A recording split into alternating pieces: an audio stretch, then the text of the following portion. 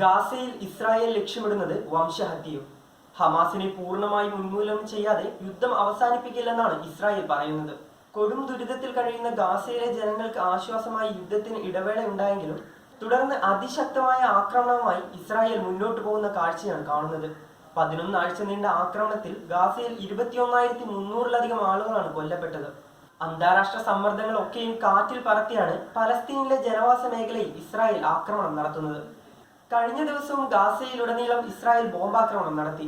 ആക്രമണത്തിൽ കുട്ടികളും സ്ത്രീകളും അടക്കം നിരവധി പേർ കൊല്ലപ്പെട്ടതായി ഹമാസ് ആരോഗ്യ മന്ത്രാലയം അറിയിച്ചു. ബെയ്ത്ത് ലാഹിയ, ഖാൻ യൂനിസ്, അൽ മഖാസി പ്രദേശങ്ങളിൽ മാത്രം 50 പലസ്തീനികളാണ് കൊല്ലപ്പെട്ടത്. റഫയിലെ പാർപ്പിട സമുച്ചയത്തിലടക്കം ഇസ്രായേൽ ബോംബുകൾ വർഷിച്ചു. ഇസ്രായേൽ സേന ആക്രമണം രൂക്ഷമാക്കിയതിനെ തുടർന്ന് ഗാസയിൽ നിന്ന് കൂട്ടപലായനം ആരംഭിച്ചു.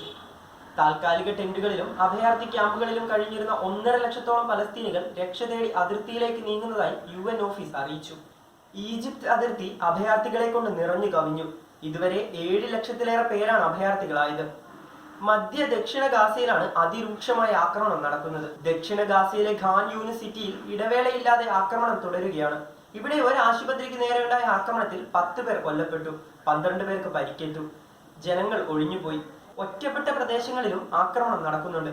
ഈജിപ്ത് മുൻകൈയെടുത്ത് നടത്തിയ സമാധാന ശ്രമം എങ്ങും എത്തിയില്ല. ഈജിപ്തിന്റെ നിർദ്ദേശങ്ങളോട് പ്രതികരിക്കാൻ ഹമാസോ ഇസ്രായേലോ തയ്യാറായില്ലെന്ന് ഈജിപ്ത് അറിയിച്ചു. ഹമാസ് തടവിലാക്കിയ 129 ബന്ദികളെ കൂടെ വിട്ടയക്കാതെ ഒരു തരത്തിലുള്ള വിട്ടുവീഴ്ചയും ഇല്ലെന്ന് ഇസ്രായേൽ പ്രധാനമന്ത്രി ബെഞ്ചമിൻ നെതന്യാഹു ആവർത്തിച്ചു.